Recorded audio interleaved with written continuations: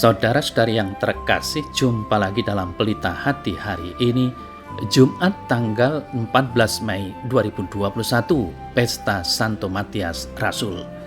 Bersama saya Romo Thomas Suratno SC dari Paroki Cilandak, Jakarta Selatan, mendengar dan merenungkan Sabda Tuhan, yakni firman Tuhan yang tersurat dalam Injil Yohanes, bab atau pasal 15, ayat 9 sampai dengan ayat 17.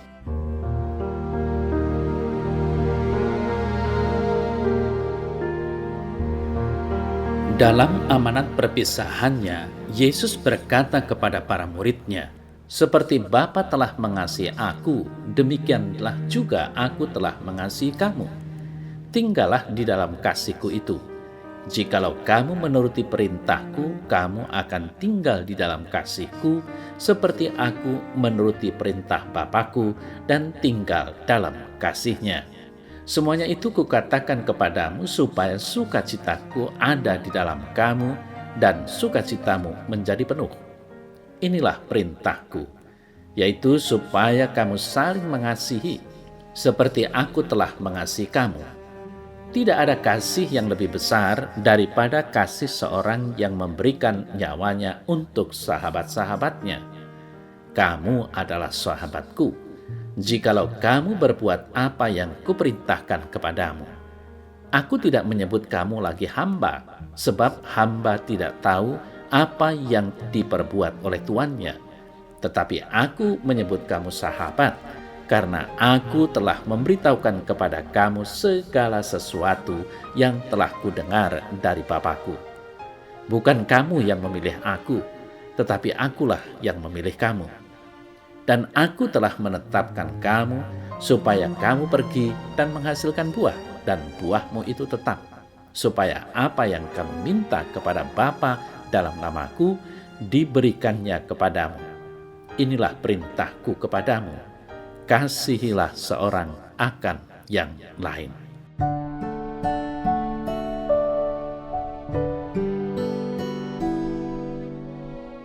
Saudara-saudari yang terkasih, Yesus menyebut para pengikutnya sebagai sahabat, dan Dia menunjukkan kepada mereka tanda persahabatannya. Seperti Bapa telah mengasihi aku, demikianlah juga aku telah mengasihi kamu, kata Yesus. Bahkan hingga memberikan nyawanya untuk mereka. Dia menunjukkan tatanan yang berlaku dalam kerajaannya. Dia mengajarkan segala sesuatu yang telah Bapa katakan kepadanya. Dia juga memberikan kepada mereka kesempatan untuk mengambil bagian dalam karyanya. Saudara-saudari yang terkasih, persahabatan kita dengan Yesus akan terjalin lebih erat ketika kita mengasihi satu sama lain dan menuruti perintah-perintahnya. Saat kita mematuhi perintah-perintahnya, kita akan menghasilkan buah yang tetap. Buah yang dikehendaki oleh Allah adalah saling mengasihi. Karena hal ini telah dilakukan terlebih dulu oleh Yesus. Yesus rela mati untuk menebus umat manusia. Yesus rela mengorbankan segala sesuatu termasuk nyawanya bagi manusia. Bahkan Yesus tidak menyebut manusia sebagai hamba, melainkan sahabat. Seorang hamba tidak mengetahui apa yang dikehendaki oleh tuannya, sedangkan sahabat mengerti apa yang dikehendaki oleh sahabatnya.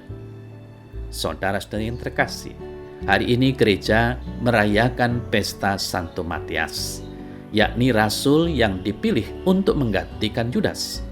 Yudas yang berkhianat itu dan harus diganti dengan murid yang lain yang sungguh setia dalam kedudukannya sebagai rasul. Harus diketahui bahwa Matias sebelumnya ia telah menjadi pengikut Kristus sejak Kristus tampil di hadapan orang banyak. Santo Petrus meminta ke 120 murid untuk bersekutu dalam doa guna memilih seorang rasul untuk menggantikan Yudas.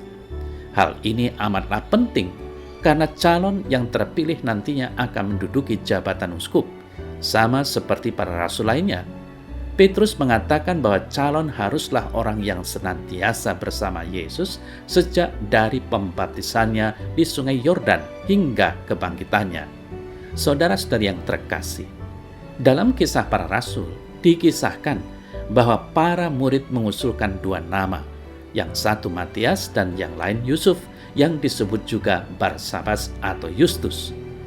Keduanya, baik Matias maupun Yusuf, amat dihormati oleh para pengikut Kristus. Jadi, sekarang mereka memiliki dua calon untuk menggantikan Yudas, padahal mereka hanya membutuhkan seorang saja.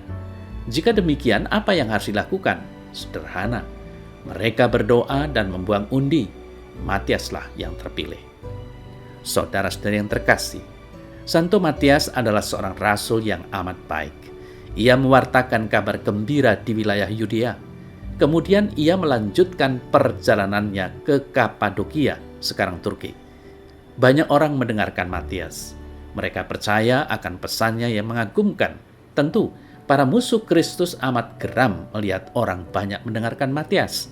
Mereka berusaha menghentikannya. Akhirnya, Matias wafat sebagai martir.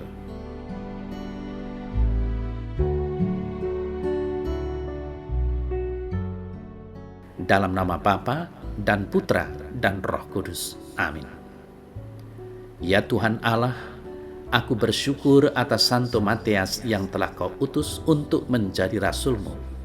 Semoga kesaksian hidupnya menginspirasi hidupku dalam menghayati iman setiap hari dalam kehidupan di dunia ini.